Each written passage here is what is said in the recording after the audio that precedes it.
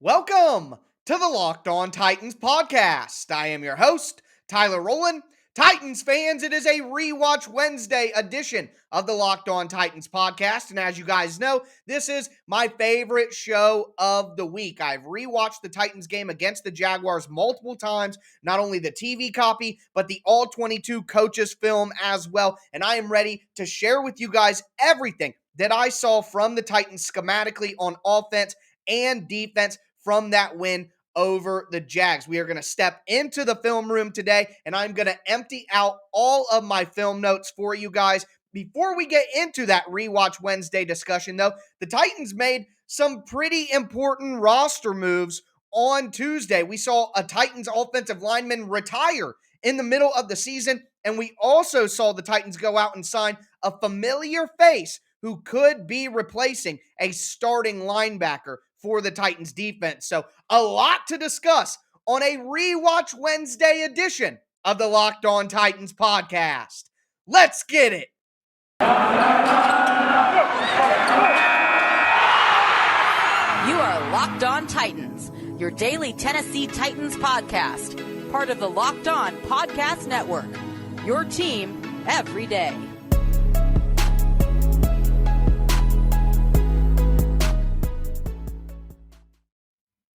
Titans fans, it is a Rewatch Wednesday. I am excited to be back with you guys. And speaking of being excited to be back, there is a Tennessee Titans player who has returned after they started their career with the team. And I would expect that they are immediately going to compete for starting reps. Now, before I tell you who that player is, just want to thank you guys for making the Locked On Titans podcast your first listen every day. And if this is your first listen ever to the Locked On Titans podcast, make sure that you subscribe on whatever platform you stream podcasts. Subscribe to the Locked On Titans YouTube page. Smash that notification bell so you know when all of my content goes live. Also, make sure that you check me out on social media at Tic Tac Titans on Twitter. It was a Tic Tac Tuesday. I posted a bunch of my film work and film clips to go along with the discussion that we are about to have. Also, check out the show Facebook page at Locked On Titans Pod. But let's dive into these roster moves that the Titans made. And like I said, not only did we get a signing of a familiar face, but we got a retirement, surprisingly enough, in the middle of the season. But let's start with that homecoming. And it comes from an inside linebacker who was drafted by the Tennessee Titans in 2014, and that is Avery Williamson. And if you guys recall, Williamson started his career with the Titans. He actually played 63 games with the Titans in his career, 59 of those being starts. But he got what at the time was a big contract to go to the New York Jets. And as with most of the New York Jets signings, it didn't work out. And then New York had Avery Williamson for a few seasons, ultimately traded him to the Denver Broncos, or my apologies, the Pittsburgh Steelers last year, where he played the second half of the season and was a productive starter for the Steelers as they dealt with inside linebacker injuries. He was signed to the Denver Broncos practice squad so far throughout 2021, and that's where we find him now. The Titans have stolen him off of the Denver Broncos practice squad, and they will be signing Avery Williamson to their active 53-man roster. Williamson has 607 tackles in his career, 15 and a half sacks in 94 total games. And let's talk about the real ramifications here. Rashaan Evans has been absolutely god-awful, maybe the worst player on the Titans so far this year, and that reached a fever pitch on Sunday against the Jags, where Rashaan Evans was as bad as I have ever seen him in his entire career. And with that in mind, in the second half, we started to see Monty Rice, the rookie for the Titans, get snaps over Rashaan. And like I said on Twitter on Tuesday or on Monday night, my theory here is people are asking, why is Rashaan still playing? Why isn't Monty Rice playing ahead of him if Rashaan's playing so bad? Well, the reality here is Monty Rice is still a rookie. This is his first year in the NFL. Rashaan Evans does know the system. He knows the play calls. He's been in this system for, 3 years now, 4 years now. So from my perspective, it makes sense that if you're going to have both guys playing bad, why not go with the vet who's experienced? Well, here's a good counter. How about we bring in Avery Williamson, a guy who really can fill that role as a 2-down run-stuffing linebacker. Make no mistake, Avery Williamson is not going to be out on the field for the Titans on third downs. He is specifically here to play early down run defense. And think you got Jayon Brown and David Long, who the Titans feel comfortable having out on the field on third down. You can let those guys rotate and do their thing on third down, but you need that big-bodied, physical, run-stuffing linebacker to go next to the undersized, speedy David Long, the undersized, pass coverage-centric Jayon Brown. You need that big physical thumper next to whoever that guy is. Rashaan Evans has failed in that role, and the Titans are probably tired of trying to force a square peg into a circle hole. It's done.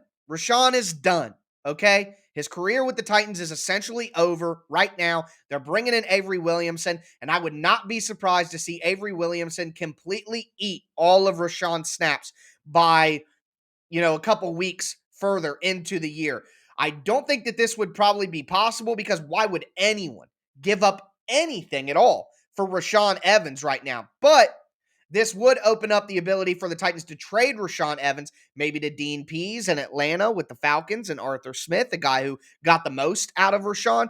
Either way, the Titans probably won't be able to get a lot of him out of trade, but if they can get anything, I would expect to see Rashaan Evans traded by the deadline and those snaps given to Avery Williamson and Monty Rice. But that wasn't the only roster move of the day. The Titans had a retirement.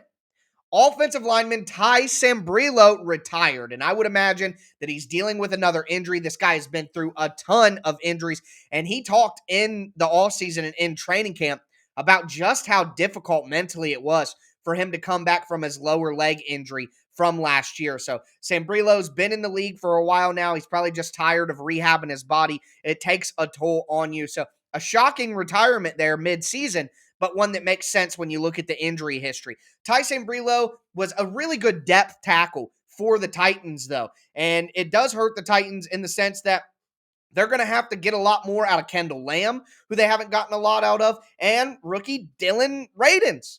That's where we're at right now. Radins needs to play more. Ty Sambrailo had been playing that heavy tight end and heavy packages on the goal line. Those snaps went to Kendall Lamb in the second half against the Jaguars, so I would expect him to fill that role. But we are not far away from Dylan Radins having an opportunity to play in some games. Now, of course, that's injury related. Hopefully that doesn't come up. But if so, Dylan Radins now will be active every single game day. He shouldn't get any more inactives, and that's at least a positive development for a second-round pick you would hope to get a little bit more out of up to this point. Now, also a negative story here, punter Brett Kern, who's been injured and hasn't played for a while, did test positive for COVID and is now on the COVID list. He'll be out a maximum of 10 days, or he could come back earlier if he gets 2 negative tests back-to-back days. But I think Johnny Townsend, outside of that shank in his first game, has been pretty solid. He's got a really strong leg. He's been booming some punts. So not as worried about the Kern loss as I would have been last year, per se. So Johnny Townsend doing a pretty good job. And they also waived Woodrow Hamilton, the defensive lineman, who just really hasn't been impressive enough to stick on the roster. But that's all the roster moves. We got a signing of a familiar face. We got a surprise retirement. We got a COVID list entry as well. So a lot going on with the Titans, even on a chill Tuesday. But now it is time to get into our Rewatch Wednesday portion of the show. Going to dive into all of my film notes as we step into the film room and talk about what the Titans did from an X's and O's perspective on offense and defense against the Jags on Sunday. Before we get into that, do want to tell you guys about the Get Upside app. It's an incredible app that everyone who buys gas has to know about. Again, it's the free Get Upside app. And right now, my listeners are making up to 25 cents off every gallon of gas every time they fill up. Just download that free Get Upside app in the App Store or Google Play right now. Use the promo code TOUCHDOWN and you'll get a bonus 25 cents per gallon on your first fill up. That's up to 50 cents cash back. Don't pay full price at the pump ever again. Get cash back using Get Upside. Just download the app for free, use that promo code TOUCHDOWN, and get up to 50 cents a gallon cash back on your first tank. Some people who drive a lot are making up to $200, $300 a month in cash back, and there's no catch. The cash back gets added directly to your account, and you can cash out at any time, right to your bank account, PayPal, or an e-gift card like for Amazon. Just download the free Get Upside app, use that promo code touchdown, and get up to 50 cents a gallon cash back on your first tank. Once again, that's promo code touchdown on the free Get Upside app.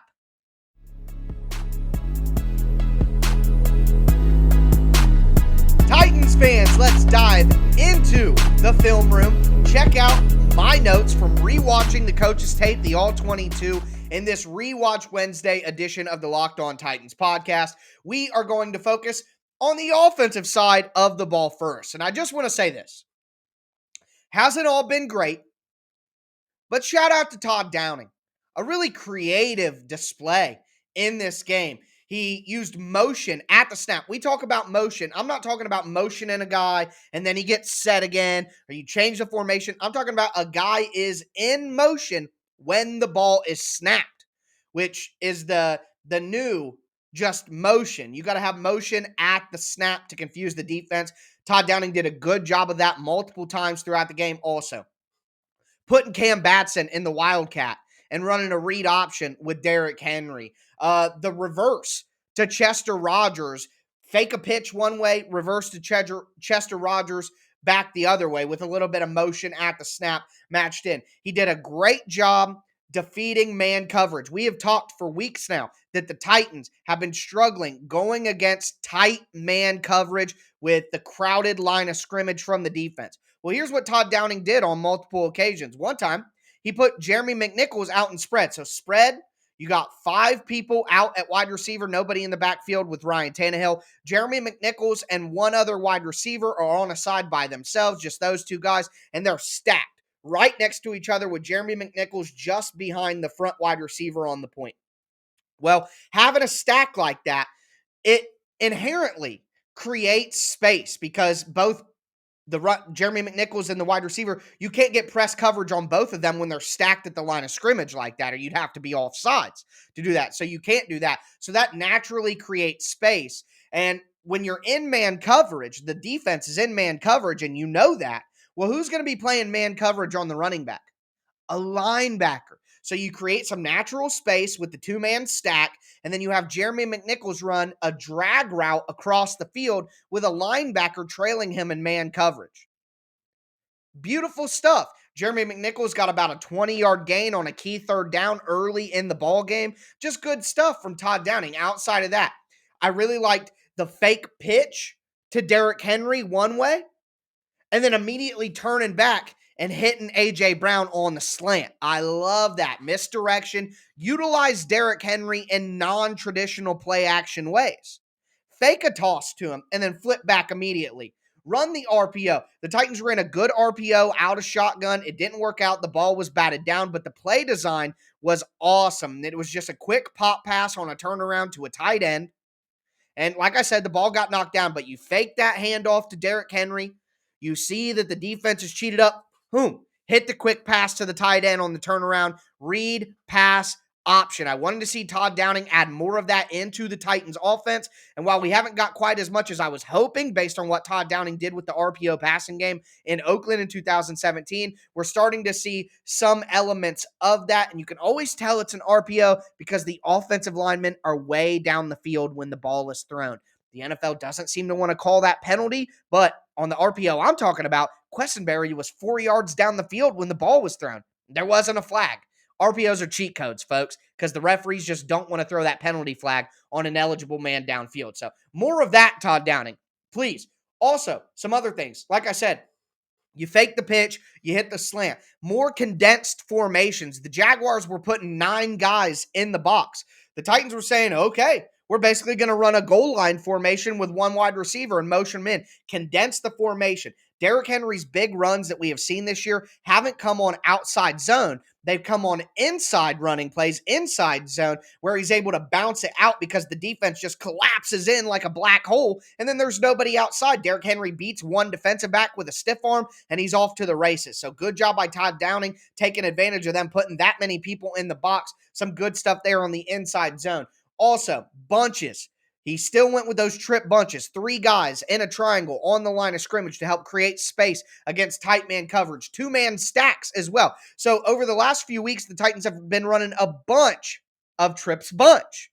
Well, when you put all 3 of your wide receivers to one side of the field, you do make it a little bit easier for the defense to cover those guys. So what I like to see from Todd Downing this week was he was trying to give similar help against man coverage, but dedicating less of his wide receivers to one side of the field. He was doing 2-man stacks, like I explained in the Jeremy McNichols play, having 2 wide receivers on one side of the field, but having them literally on top of each other, essentially, to give yourself some artificial room from the jam as soon as the ball is snapped. So I love that. Like I said, Cam Batson, Chester Rogers in the backfield, pitch sweeps, reverses, wildcat, wild bat, I guess we could call it. I love all that creativity from Todd Downing. The second touchdown drive, or the third touchdown drive, the last touchdown drive in the first half, was one of the most creative play calling displays for a single drive that I have seen in years from the Titans, including the Arthur Smith stuff. That we got a variety of things from the Titans offense.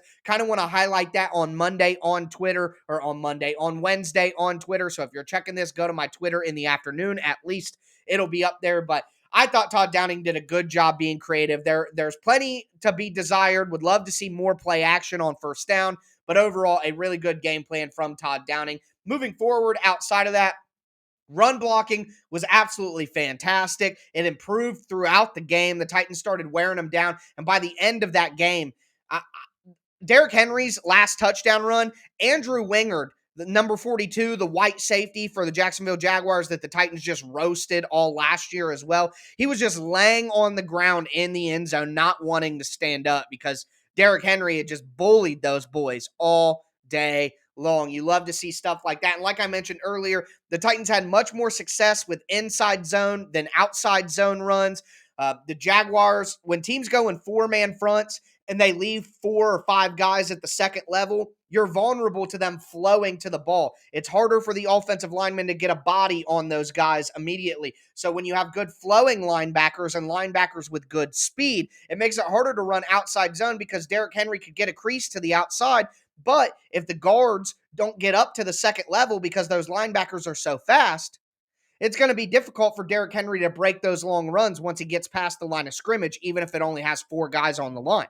So what the Titans are doing is, hey, if you're only going to run 4 guys on the line of scrimmage and you're going to stack the second level of the defense, we're running inside zone. We're blowing your 4 guys off the ball. We're taking our 5 to 6 yards, and we're going to move on to another down after a substantial gain. So love seeing that adjustment from the Titans. Got rid of the outside zone game, went pure inside zone, and we've seen that a lot throughout the year. If you notice, a lot more inside runs, and that's because the Titans are adjusting to what defenses are doing.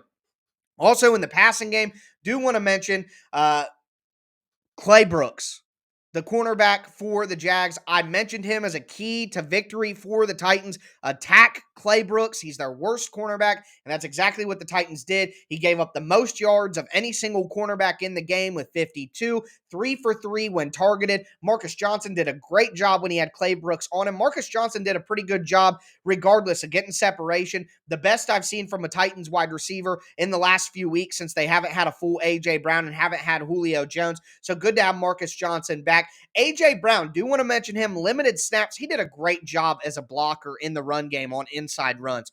When you're coming off an injury, you're limited in snap counts, you're not having a great productive start to the season, to still get in there and block with physicality and do what's asked. A.J. Brown is a great teammate. Also, just want to mention Taylor Lewan had a great game. Nate Davis in the run game, at least, was excellent. And Corey Levin, when Corey Levin came in for Roger Saffold, he did a very good job.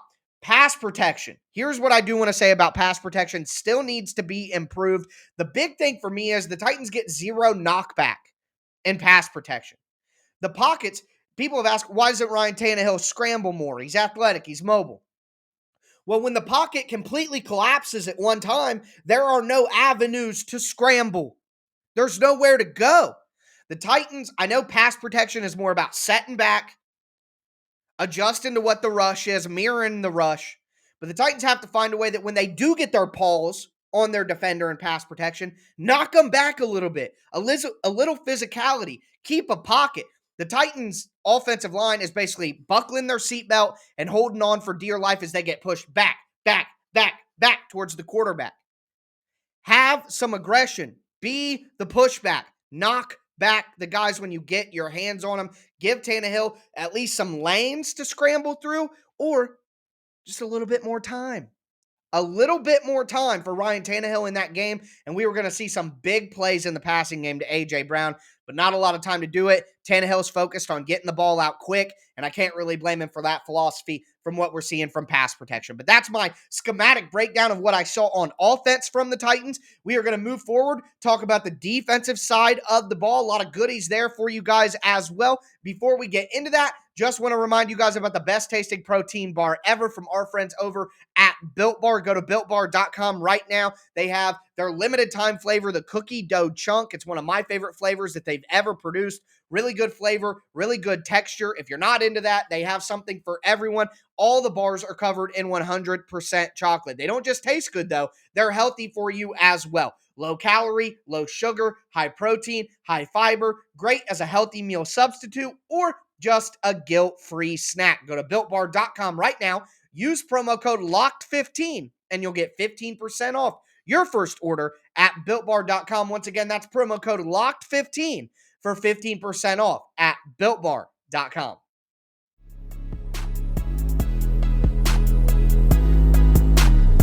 Titans fans, we are going to cap off this REWATCH Wednesday edition of the Locked On Titans podcast by going over my schematic defensive notes to let you guys know what I saw from the Titans defense on the tape on Sunday. Before we get into that, I did thank you guys for making the Locked On Titans podcast your first listen every day, but make sure to make the Peacock and Williamson podcast your second listen. Hosted by Brian Peacock and former NFL scout Matt Williamson. Brian and Matt give you a national perspective on all of the latest NFL news. So check out the Peacock and Williamson podcast Monday through Friday on whatever platform you do stream. But we talked about the offensive notes.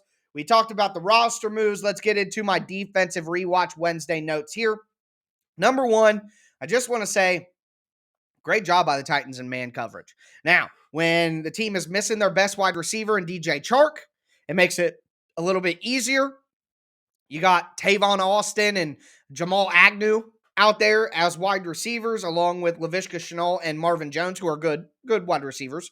Laviska and Marvin, they definitely are. But sticky man coverage from the Titans. I was just impressed all day about the lack of space that wide receivers had for the Jaguars. I mean, Jackrabbit Jenkins had his best game of the year. Christian Fulton continued to be awesome outside of some poor man coverage on one play on Marvin Jones on a corner route to the sideline.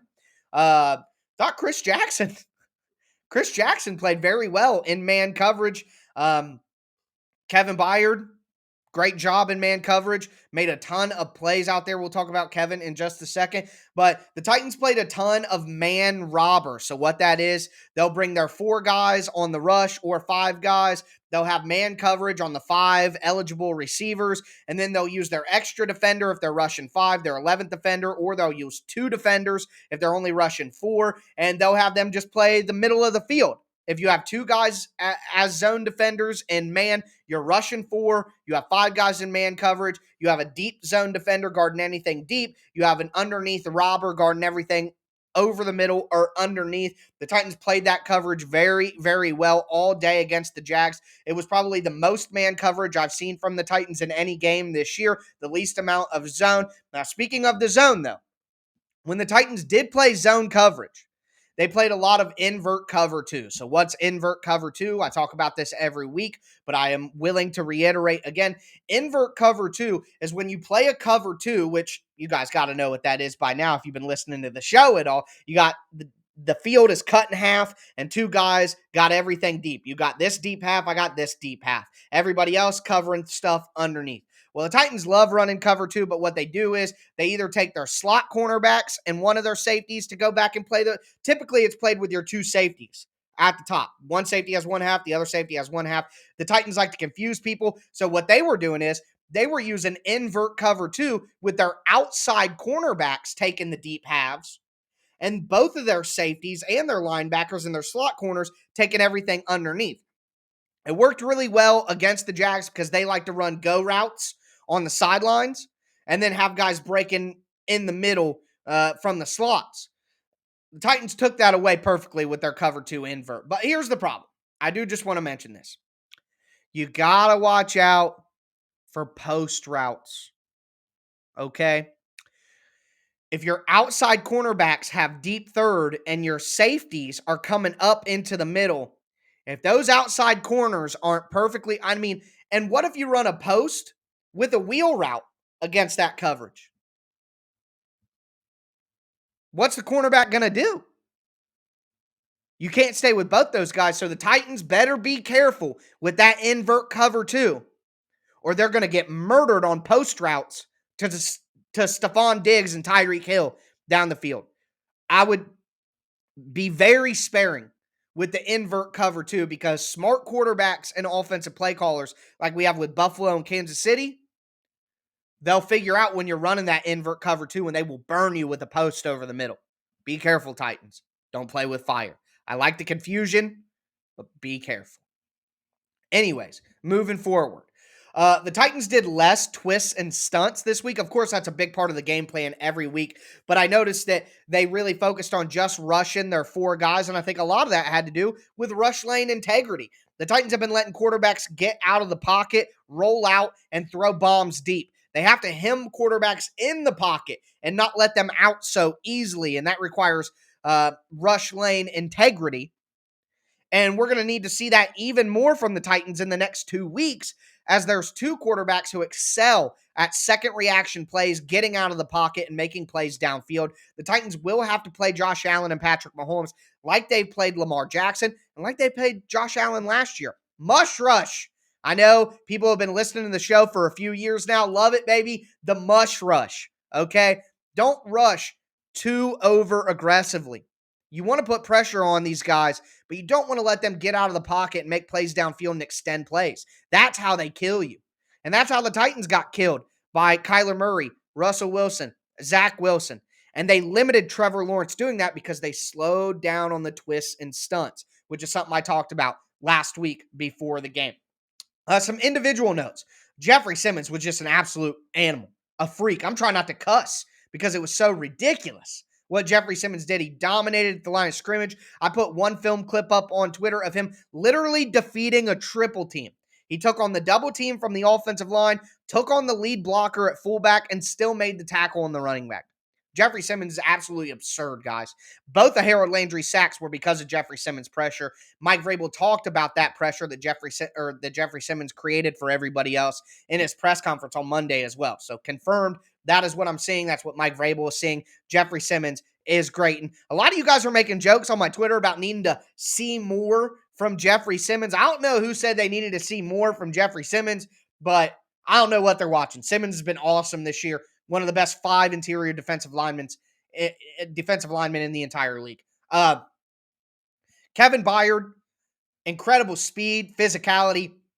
Knocked down Trevor Lawrence at the goal line on 3rd down before the 4th down stand. Right before that, he knocked away a pass at the goal line that would have been a sure touchdown to Marvin Jones. Got the fumble recovery for a touchdown. Had an interception. Good man coverage on the day. Kevin Byard did everything. He played like a true superstar on the day that the Titans need him to be, quite frankly. Elijah Molden playing as a sub-package linebacker and guarding running backs out of the backfield. Love seeing that. The Titans really going all in on that dime personnel. Can't wait to have Amani Hooker back and introduce him into that calculation as well. And then I do want to say that the Titans have been getting attacked by out routes. You guys have seen teams, that we all complain about the cornerbacks being 10 yards off the line of scrimmage. Well, why do we complain about that? Because we're seeing teams throw quick outs for 8, 10, 12 yards, and there's nobody there to guard it.